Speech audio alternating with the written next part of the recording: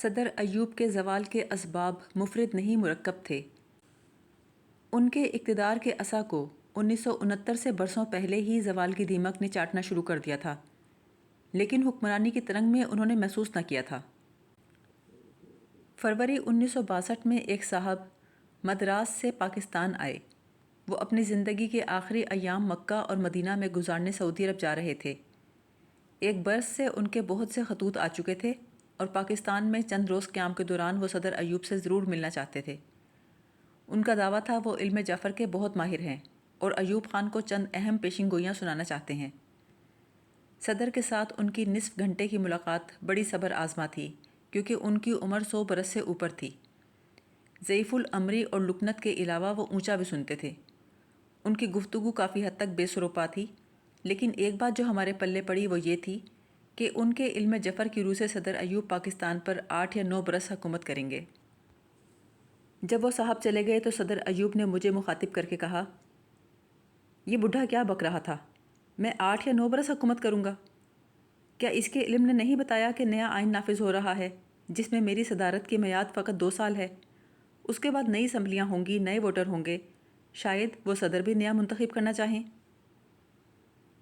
میرا اندازہ ہے اس وقت یہ ان کی ایماندارانہ رائے تھی جو سراسر نیک نیتی پر مبنی تھی، لیکن اس کے بعد دیکھتے ہی دیکھتے ہوا کا رخ بدل گیا اور نیک نیتی کا سارا بھرم نفسانی خواہشات، آئینی ترمیمات اور سیاسی ریشہ دوانیوں کی نظر ہو گیا۔ اس انحطاط کا آغاز بظاہر مئی 1964 میں ہوا، جب صدر ایوب نے قومی اسمبلی میں اپنے آئین میں دوسری ترمیم منظور کرانے کے لیے سر توڑ کوشش کی۔ آئین کی روح سے صدر کے انتخاب سے پہلے قومی اور صوبائی اسمبلیوں کے انتخاب مکمل ہونا لازمی تھے، لیکن اب صدر ایوب کی نیت بدل گئی۔ ان کے اما پر جو آئینی ترمیم پیش کی گئی اس کے خلاف قومی اسمبلی میں شدید رد عمل ہوا۔ ترمیم منظور کرنے کے لیے اسمبلی میں مطلوبہ ووٹوں کی تعداد حاصل کرنا دشوار ہو گیا تو حکومت نے دھونس، دھاندلی، لالچ اور فریب سے کام لے کر حزب مخالف کے 8 اراکین کو توڑ لیا۔ اس سے قبل صدر ایوب نے پولیٹیکل پارٹیز کے ایکٹ میں یہ شرط خود رکھوائی تھی کہ اگر قومی یا صوبائی اسمبلی کا کوئی ممبر اپنی پارٹی چھوڑے گا تو اسے اسمبلی کی نشست سے دستبردار ہونا پڑے گا اور اس نشست کے لیے از سر نو انتخاب لڑنا ہوگا۔ لیکن قومی اسمبلی کے ان 8 بھگوڑے ممبروں کے خلاف ایسی کوئی کارروائی عمل میں نہ لائی گئی، بلکہ ان میں سے ایک تو بعد ازاں ہائی کورٹ کا جج بھی بنا دیا گیا۔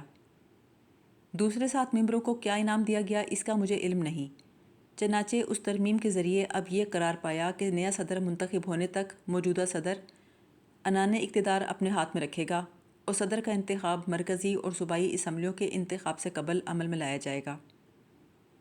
بلا شبہ ان آئینی تبدیلیوں کا مقصد یہ تھا کہ اگلے انتخابات میں صدر ایوب کا پلہ بھاری رہے۔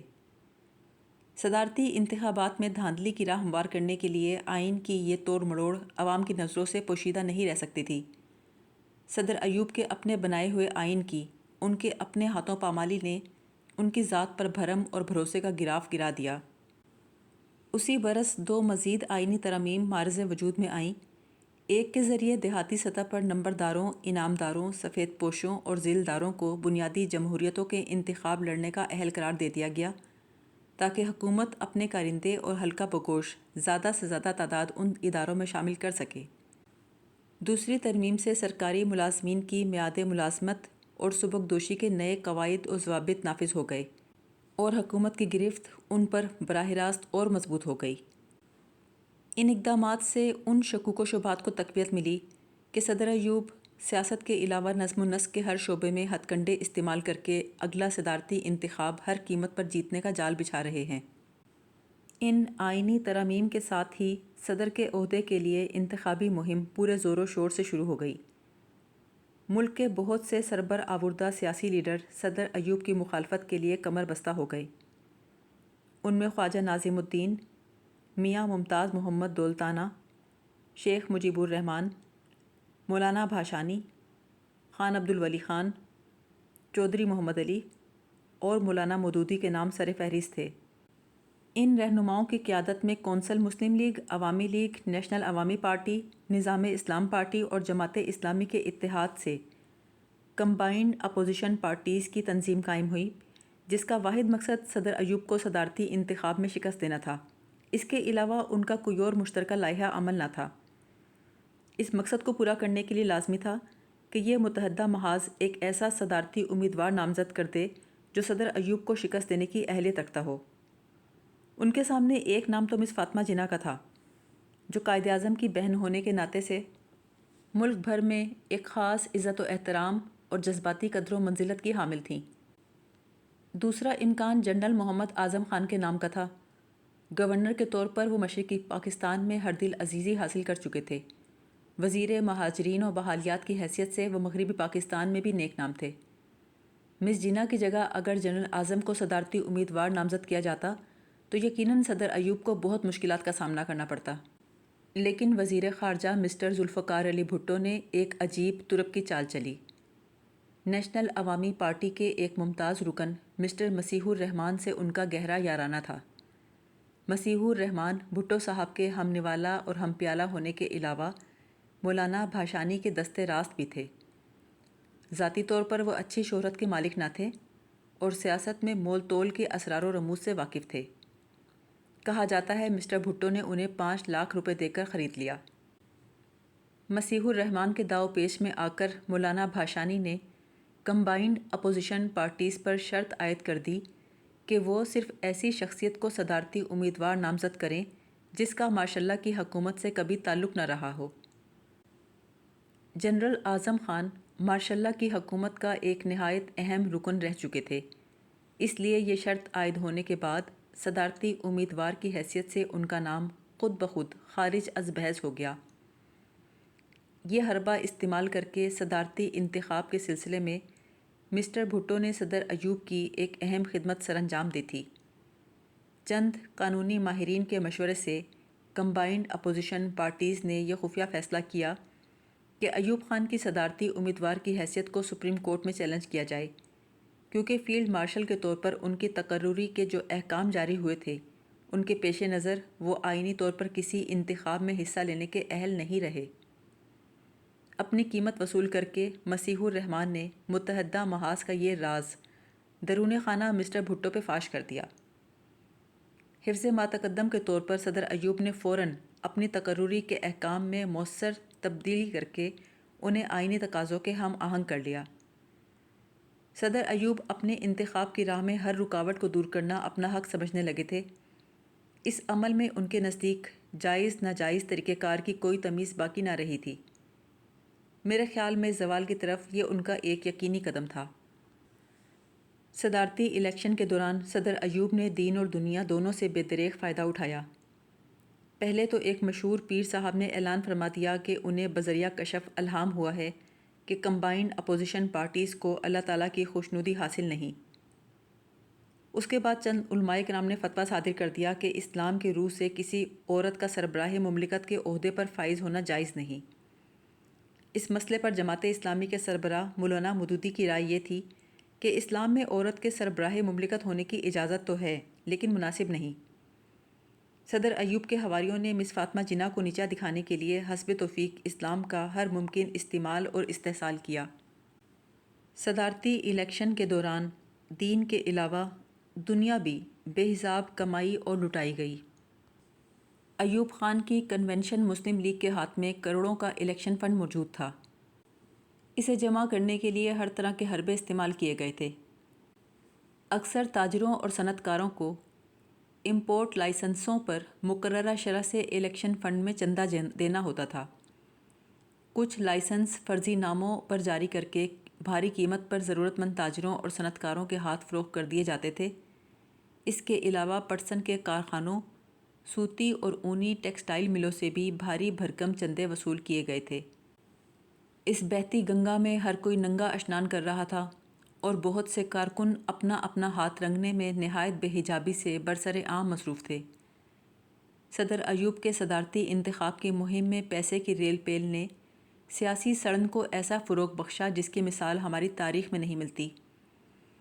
انہوں نے سیاست کی تطہیر کی خاطر پوری فوج کے ساتھ سیاستدانوں پہ چڑھائی کی تھی۔ اب ان کی پارٹی خود الیکشن کے تالاب میں گندی مچھلی کا روایتی کردار ادا کرنے میں سرگرم عمل تھی۔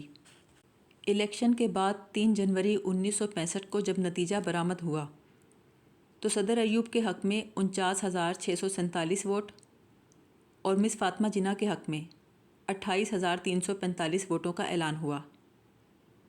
بظاہر ایوب خان 21,000 ووٹوں کی اکثریت جیت گئے تھے، لیکن وہ عوام کی نظروں میں کئی گنا بازی ہار بیٹھے تھے، کیونکہ اس بار وہ اس طرح کا امیج لے کر نہیں ابھرے تھے جس کے ساتھ وہ پہلے اقتدار میں آئے تھے۔ انتخاب میں ڈھاکہ اور کراچی نے بھاری اکثریت سے صدر ایوب کے خلاف ووٹ ڈالے تھے۔ ڈھاکہ کے متعلق تو وہ خون کا گھونٹ پی کر رہ گئے، لیکن کراچی میں ان کے فرزند گوہر ایوب نے اہالیان شہر کی گوشمالی کا بیڑا اٹھایا۔